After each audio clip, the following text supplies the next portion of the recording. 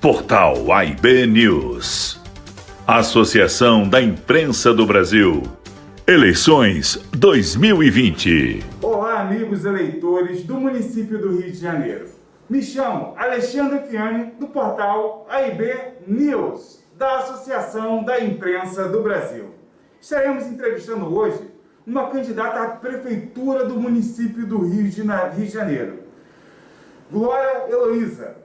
Seja bem-vinda. Olha, obrigada, Alexandre, obrigada por esse momento de compartilhamento de ideias. Quero agradecer a AIB, vocês que estão nos vendo, nos ouvindo. Eu tenho certeza que nós faremos uma conversa muito produtiva para o eleitor do município da cidade do Rio de Janeiro. Doutora Heloísa, nossa primeira pergunta, como para todos os candidatos, é o quê? O que te levou a vir candidato agora em 2020? Porém, para você tem uma pergunta com um acréscimo.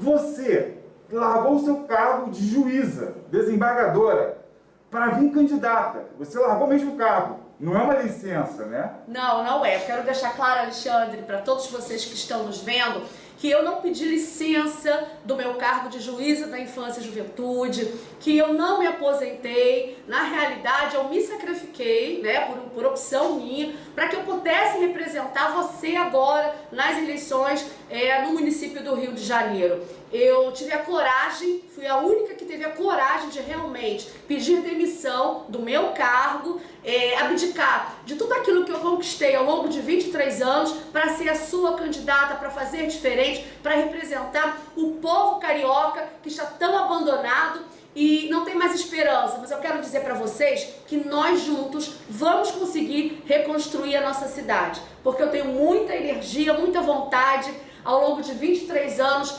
eu transformei realidade. Na verdade, eu fui a mulher, né, de coragem que construiu de forma efetiva e concreta todas as políticas públicas das pessoas que batiam a minha porta. Então eu resolvi questões relativas ao primeiro emprego do jovem aprendiz, o leito hospitalar, porque eu fui juíza plantonista trabalhando 24 horas de madrugada e a gente via a população realmente sofrendo. A creche da escola, dona de casa, também foi através de muitas decisões minhas que eu consegui fazer e dar essa oportunidade de matrícula escolar. Então eu cansei de ver as famílias indo para o judiciário requerer um direito básico que o gestor deveria ter implementado e não fez. Foi por isso, esse sentimento de indignação, de tristeza, de ver a população sofrendo por coisas que ela realmente já deveria ter em suas mãos, que eu pedi demissão e vim me lançar nesse espaço da política para fazer diferente. Eu conto com o apoio de vocês. Candidata Glória, sendo bem direto e objetivo, preciso de respostas também bem mais objetivas, sobre a sua gestão, o que você considera como prioridade no município do Rio de Janeiro? Quais seriam as prioridades, na sua opinião? Olha, nós temos 6 pilares no nosso plano de governo, mas nesse momento, em função da falta de emprego, da perda de emprego das pessoas, por conta da pandemia, nós entendemos que a geração de renda e emprego é necessário para que a população tenha certeza que o pão de cada dia não vai faltar na sua mesa. E para isso nós vamos valorizar aquilo que o Rio de Janeiro tem de melhor, que é o turismo e a cultura. O Rio de Janeiro é um espaço de encontros. E quando você promove nesses espaços cultura e turismo, você dá oportunidade de trabalho e o primeiro emprego de forma imediata, aquecendo inclusive a economia criativa, que é a nova economia da cidade do Rio de Janeiro. Me diz uma coisa, vamos tratar agora sobre serviços públicos. Com relação ao serviço público, iniciando por educação. Com relação à educação, quais são os seus projetos para essa área de serviço público? Primeiro, a educação precisa ser de qualidade, o que significa dizer que nós temos que ter unidades aptas para receber os nossos alunos.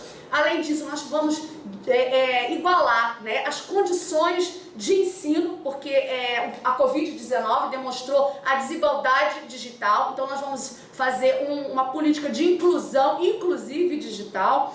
Além disso, nós vamos não só garantir a matrícula escolar, nós vamos estabelecer o horário integral em todas as nossas unidades e inaugurar e valorizar as creches comunitárias, porque as creches comunitárias são essenciais para as nossas crianças e para as mães que terão a certeza de que enquanto estão trabalhando, seus filhos estão num lugar de pertencimento social de cada um deles. Então nós vamos trabalhar com inclusão digital, nós vamos trabalhar com acessibilidade universalizada, que significa dizer que nenhuma criança ficará ou adolescente ficará fora da escola. Nós vamos trabalhar com a inclusão de todas as crianças portadoras de deficiência física, porque criança precisa estar na escola e de fato, a matrícula precisa ser disponibilizada para todos. Eu tenho recebido muitos vídeos de crianças com deficiência auditiva, por exemplo, com deficiência visual, que não têm a oportunidade, né, de estar na sala de aula. Então nós vamos implementar essa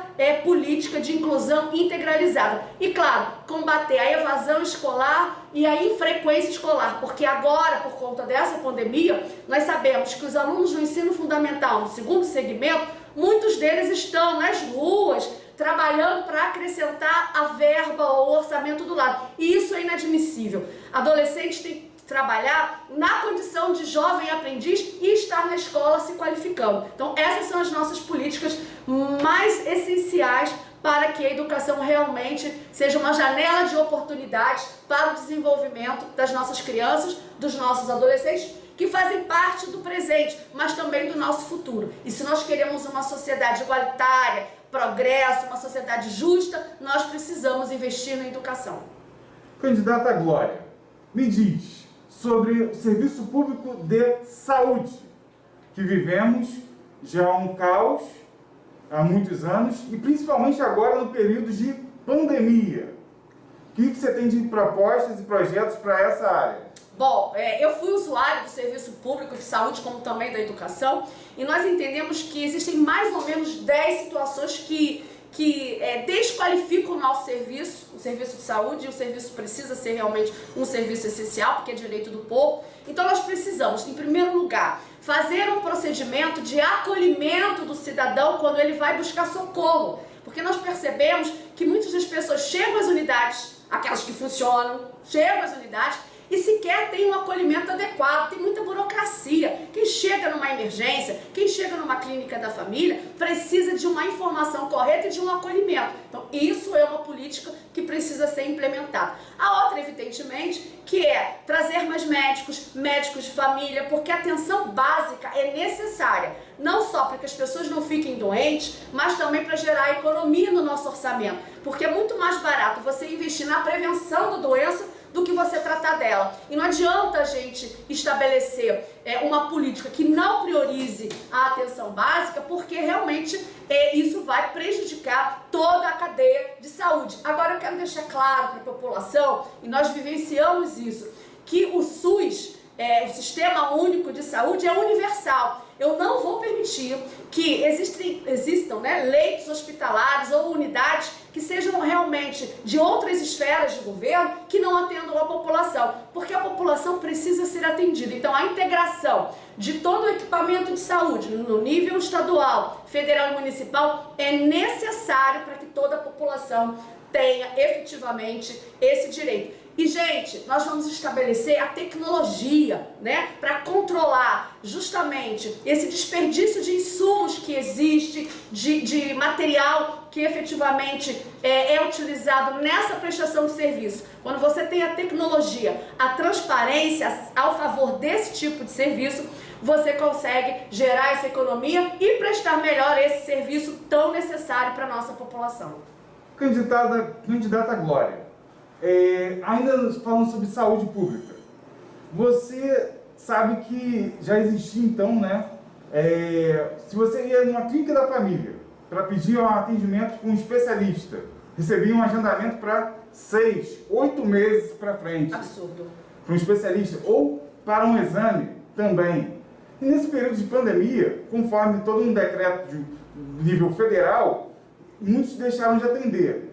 E realmente houve uma queda, muitos não puderam ser atendidos, conforme suas necessidades.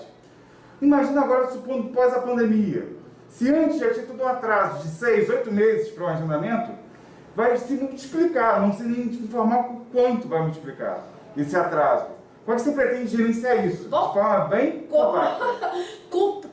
Primeiro com boa vontade, né? Porque o que a gente não pode admitir é que essas filas, né, do CISREG, dessa forma de trabalho, atrapalhem, né, a saúde da população. Isso é desumano, isso é um absurdo. Então a nossa gestão no segmento da saúde será humanizada. E para isso nós teremos a tecnologia e a transparência suficiente para otimizar, né, a possibilidade de que as pessoas que estão esperando nessa fila tenham rapidamente, de forma imediata, essa prestação de serviço. Então essa também é uma outra plataforma de trabalho. A gente viu aqui nesse período de pandemia que tiveram mutirões. Então vamos fazer mutirões também para diminuir esse gargalo na consulta, nas intervenções eletivas, médicas. Tudo isso tem que ser planejado. Quando você tem planejamento, quando você identifica o problema e tem a transparência suficiente, você consegue resolver. Então, em termos de saúde, nós faremos pequenos atos, né, pequenas ações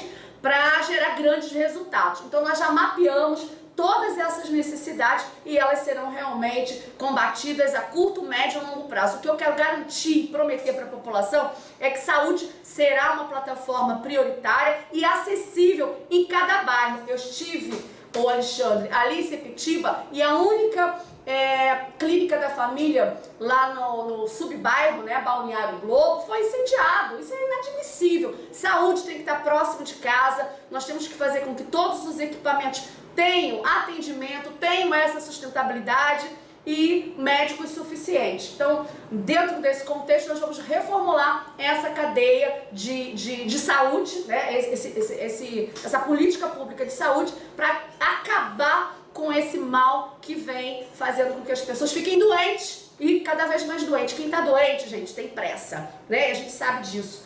Quem está doente tem pressa e quer o seu tratamento, e isso é um direito legítimo. Ainda sobre saúde, você administraria esse serviço público através de OS ou através da própria prefeitura pela Rio Saúde?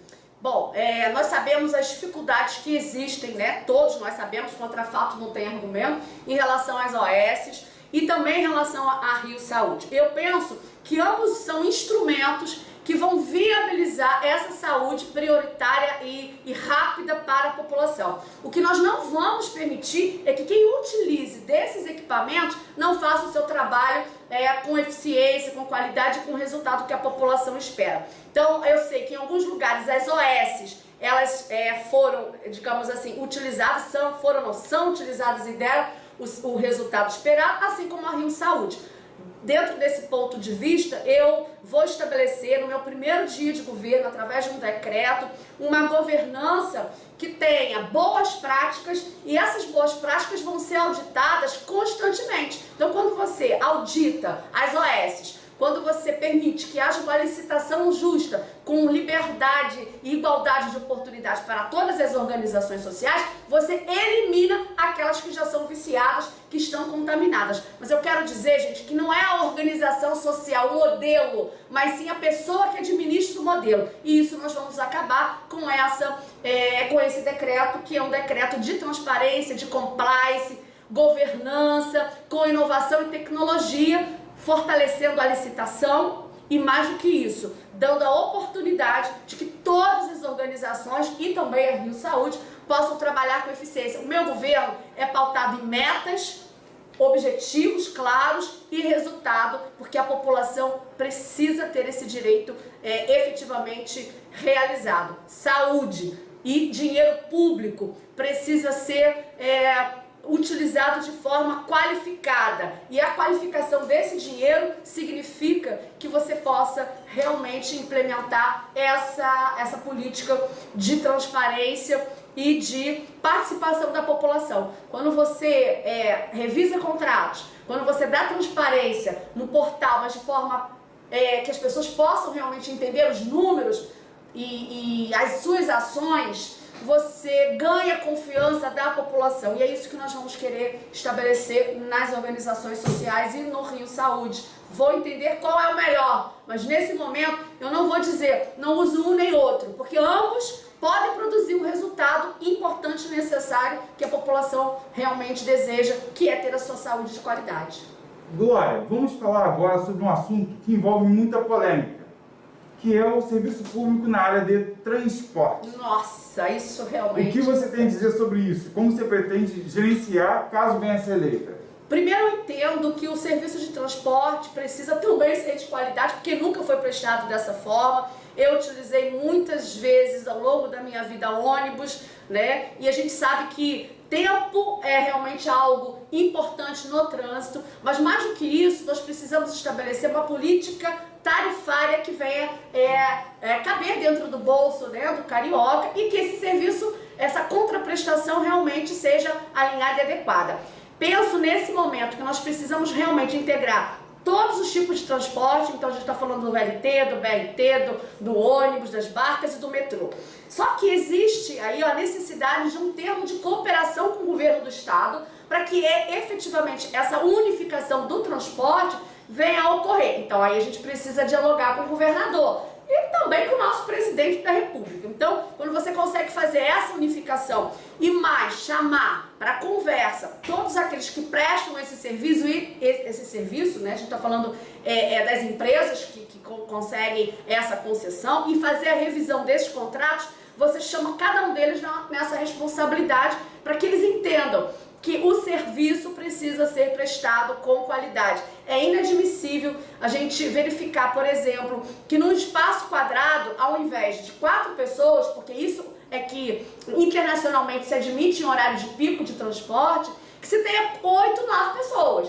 Então, assim, é um absurdo. Isso significa que as pessoas não são transportadas, elas, na verdade, são carregadas. E isso eu não vou admitir. Então, nós vamos chamar para conversa todos os prestadores de serviço, entender quais são as dificuldades, juntamente com a população, e encontrar o melhor caminho para que a população tenha esse direito mais básico. Porque o direito de ir e vir, né, na cidade é um direito muito importante. Quando a gente fala em transporte, as pessoas ficam assim nervosas, porque estão doentes, já cansadas, gera estresse, falta de qualidade de vida, e nós precisamos fazer com que a cidade do Rio de Janeiro, a população possa se locomover o tempo inteiro. Isso é muito importante. Glória, vou te fazer mais uma pergunta, unificando 2 perguntas em uma, sobre transporte ainda. Porém, preciso que seja ainda mais compacta. Sim, vamos lá. Para 2 minutos de resposta. É normalmente que a gente trabalha aqui. Tá. O que acontece? Com relação ao BRT e os alimentadores, muitos moradores do Rio de Janeiro reclamam por falta de ônibus, porque foram tirados ônibus demais, retirados, e atrapalham a rotina de todos. Então, você seria a favor ou não da volta de ônibus que foram retirados de linha? E com relação a Transbrasil, você planeja como terminar essa Transbrasil? Em qual prazo? Quais são as suas visões sobre esses 2 assuntos sobre transporte? Bom, a implementação desse sistema de BRT, né, já foi inadequada justamente porque, ao invés de se tornar mais uma opção para muitos moradores, se tornou a única opção, já que muitas linhas, né, de ônibus utilizadas deixaram de existir. Eu posso falar dos meus pais, por exemplo, da minha mãe, que se utilizava de uma linha de ônibus quando vinha de Jacarepaguá para minha casa. Então, do meu ponto de vista, tudo aquilo que agregar, né, e facilitar esse meio de transporte, ou melhor, o transporte público, a locomoção das pessoas, precisa ser realmente implementado. Então, eu sou a favor de que novas linhas, ou as linhas que já prestavam esse serviço, voltem juntamente para que trabalhem em harmonia com o BRT, porque o sistema do BRT é bem diferente do ônibus, porque o BRT é um transporte de grande massa, né? Eu não gosto nem de falar massa porque parece que é coisa, mas não, de transporte de pessoas em maior quantidade, bem diferente com relação aos ônibus. Então, nessa pergunta, a gente entende que é necessário que as novas linhas ou as linhas antigas voltem a funcionar em parceria com o BRT. Com relação ao término da obra da Transbrasil, a gente entende que há realmente a necessidade da finalização dessa obra por 2 motivos. Um, porque a Transbrasil, né, na realidade uma uma obra que precisa se finalizar, né? A obra está inacabada, isso gera, digamos assim, a percepção de abandono. É dinheiro público que já está investido ali, então essa obra precisa se finalizar. É o coração da nossa cidade, é uma via de comunicação com outros municípios, então daí a importância do término dessa obra. Agora, para terminar essa obra, de forma muito clara, porque eu só prometo aquilo que eu vou cumprir, eu vou entender quanto custa exatamente o término dessa obra, para saber onde eu vou buscar dinheiro novo, né? Então eu tô falando buscar dinheiro de outros lugares para fazer essa finalização. Para isso, eu preciso que a atual gestão demonstre para você, cidadão, qual é o caixa que ela vai deixar para que no primeiro ano de governo o próximo prefeito venha executar. Então, a esperança é que tem solução. Nós vamos conseguir trazer dinheiro novo para que todas essas necessidades paulatinamente venham a ser resolvidas. Pois bem, falando agora sobre serviço público de segurança, que também é algo muito polêmico no Rio de Janeiro e muitas pessoas acham que é dever somente do Estado. Porém, a Prefeitura também tem sua área de atuação, através da Guarda Municipal. Que você tem previsto para, caso vir eleita, atuar na área de segurança? Bom, a segurança pública, ela precisa ser entendida de uma forma ampla, com um conceito, inclusive, mais moderno, do PNUD, que é a segurança cidadã. Segurança cidadã significa um diálogo, um termo de cooperação técnica com todas as forças de polícia, inclusive com o cidadão, no enfrentamento a essa questão da violência urbana e da criminalidade. A Guarda Municipal, ela é fundamental para a modificação desse quadro que existe hoje. Então, eu quero dizer que quem diz que segurança pública é do Estado, somente do Estado, tem uma visão equivocada. A Prefeitura, ela pode protagonizar a questão da segurança através da Guarda Municipal, que será utilizada nesses espaços de convivência, onde a gente inclusive fomenta o turismo. De que forma? Fazendo atuação primária, de forma preventiva, uma política de abordagem com o cidadão, de aproximação, estabelecendo esse compromisso. Todos nós sabemos, Alexandre, que a Guarda Municipal, por lei, já conquistou a possibilidade de se tornar armada, porque houve uma alteração na sua destinação. Então, hoje a Guarda Municipal, ela está além, né, da questão de conservação de prédios públicos, de fiscalização de trânsito. Hoje, ela pode ser utilizada e deve ser utilizada para a defesa do cidadão. Então, a maior polêmica é se ela vai se tornar armada ou não. Legalmente, já existe essa possibilidade, é uma conquista da corporação. Mas eu entendo que a utilização da arma letal não é suficiente para combater as causas que envolvem a criminalidade ou a violência urbana. Então nós temos que tratar essas causas, e a política social é importante porque ela transforma. Ao lado disso, a Guarda Municipal armada, mais um grupo, né, armado, que seja realmente qualificado para a utilização dessa arma tão letal. Então a gente vai estabelecer protocolos, a gente vai conversar com a população, porque eu tenho convicção que a população precisa fazer parte desse processo de transformação, né? É importante que ela seja realmente ouvida, e aí nós vamos criar esse protocolo e saber qual é o efetivo da Guarda Municipal após a qualificação dela, né? Que vai se utilizar da arma para ajudar na prevenção primária, porque a política de repressão aos crimes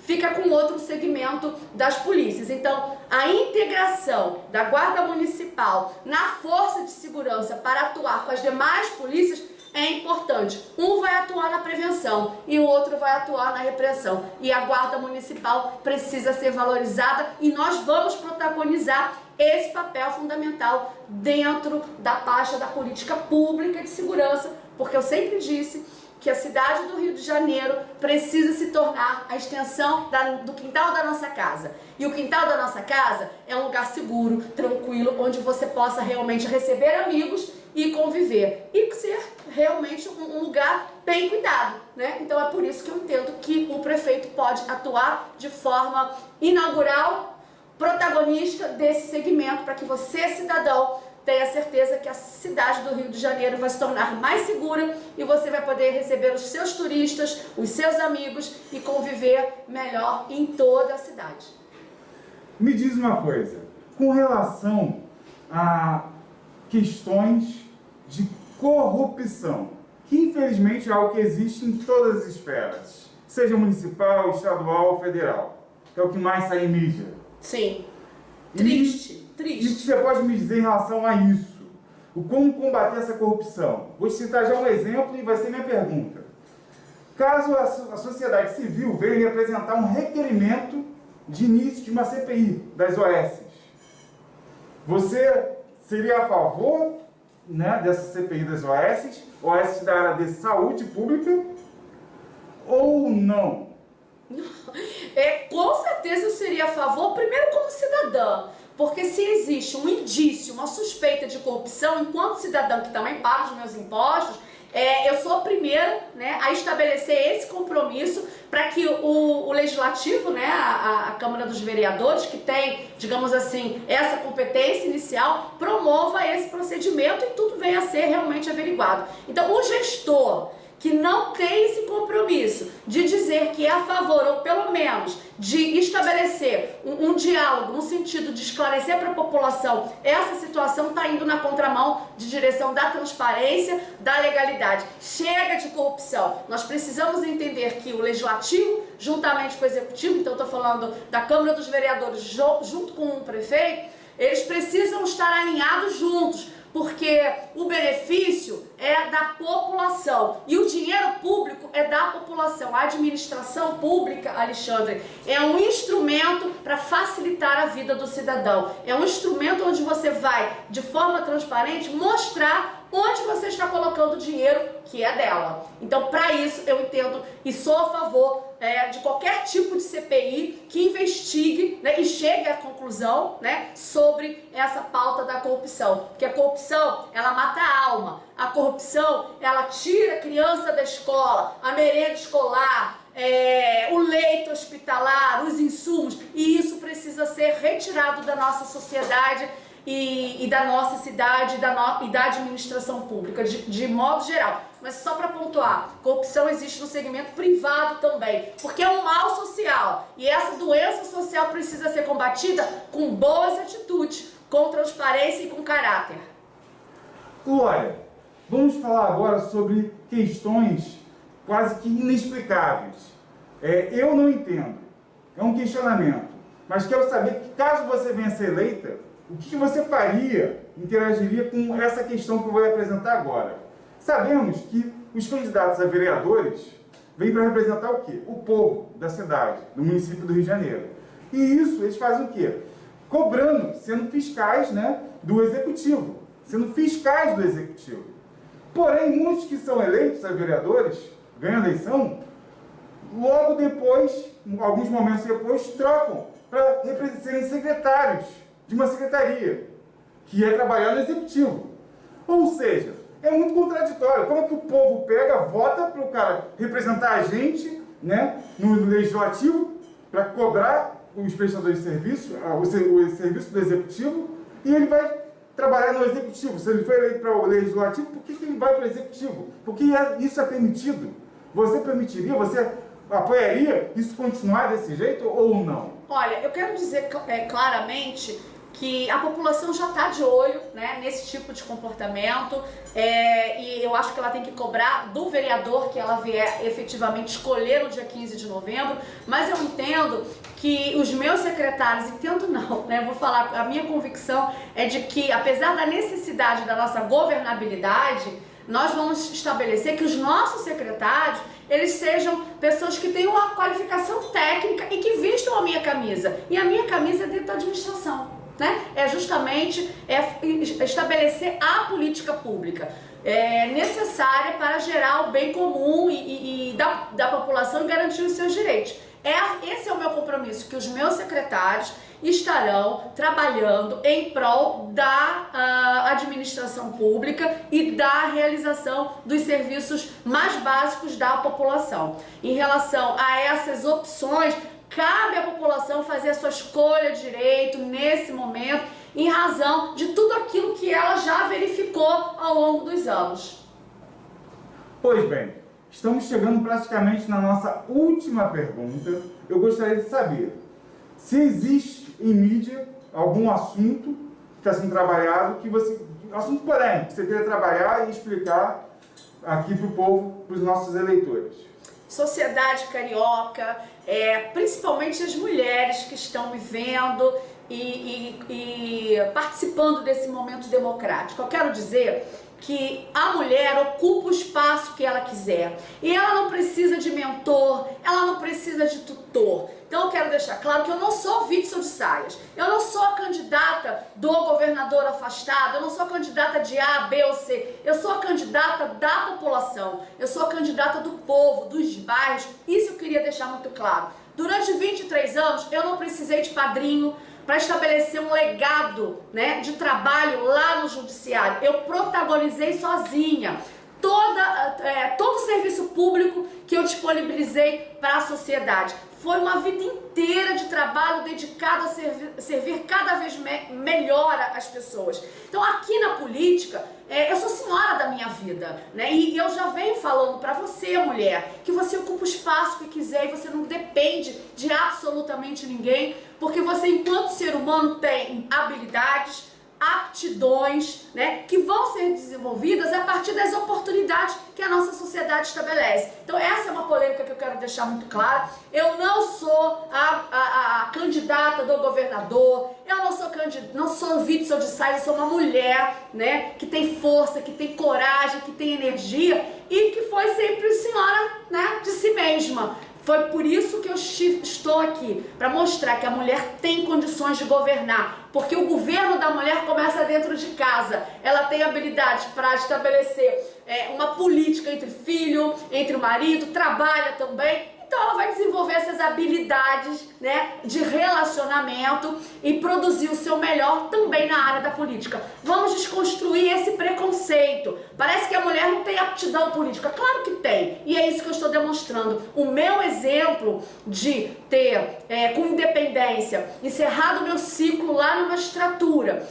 como professora que sempre falei isso para os meus alunos, pode e deve ser seguido porque desejar esse espaço na política. Eu queria deixar isso muito claro. Eu sou Glória Heloísa, tenho um DNA próprio, CPF próprio, venho de uma família humilde e por isso mesmo eu consegui superar todas as dificuldades e entendi que os meus sonhos são possíveis se eu tiver o espaço suficiente para realizar e batalhar por eles. Por isso eu estou aqui, batalhando por mais esse objetivo, que na realidade é uma grande missão, a missão de transformar vidas, de melhorar cada vez mais a vida dos cariocas. Eu sou senhora de mim e preciso do apoio seu, carioca. É da senhora dona de casa, é do senhor chefe de família. Eu sou sua candidata. É isso que eu queria deixar claro. Glória, então você veio do meio jurídico, você era juíza, desembargadora e não veio estimulada nem apoiada pelo Witzel. Não existe. Essa informação ela não é verdadeira. Não é verdadeira. Não é verdadeira. Não é verdadeira. Então, perfeito. Me diz uma coisa. Chegamos agora no momento de considerações finais. Você vai ter 2 minutos para conseguir falar com os nossos seguidores do portal AIB News. Olha, cariocas, né? A minha fala é muito direta e franca para cada um de vocês. Eu tenho muita vontade, muita energia de cumprir essa missão, a de ser uma parceira da população e de estabelecer esse compromisso de que cada vez mais nós faremos com que os direitos mais básicos dos seus filhos, dos seus netos, do seu marido, enfim, de toda a sociedade seja implementada. Para isso, eu preciso, merecer, eu entendo que eu mereço esse voto de confiança, porque não haverá a mesma história, porque não é a mesma pessoa. Eu sou Glória Heloísa, uma mulher de atitude, de energia, de força, que ao longo dos 23 anos só teve uma missão: melhorar a vida das pessoas, olhar para quem nunca foi visto, dar voz para quem nunca conseguiu falar. Essa é a minha grande missão, de dar essa visibilidade, porque a cidade ela não é partida. Existe um Rio de Janeiro que precisa cuidar bem do outro Rio de Janeiro. Nós somos um único povo, né? Um povo carioca, que é um povo vocacionado para alegria. Nós temos uma cidade maravilhosa e apesar das tristezas que nós experimentamos, o tempo de glória chegou. Por isso, no dia 15 de novembro, vote 20, vote numa mulher que tem coragem e atitude de ser a responsável, junto com vocês, para a transformação de nossa cidade. Candidata Glória, muito obrigado pela sua presença, mas não somente pela sua presença, pela presença dos nossos seguidores do portal AIB News. Muito obrigado, minha gente, e espero vocês para próximas entrevistas. Te aguardo lá. Um abraço no coração de vocês. Eu agradeço a você, Alexandre, e a AIB, e também todos vocês que estão conosco durante todo esse momento. Um beijo no coração.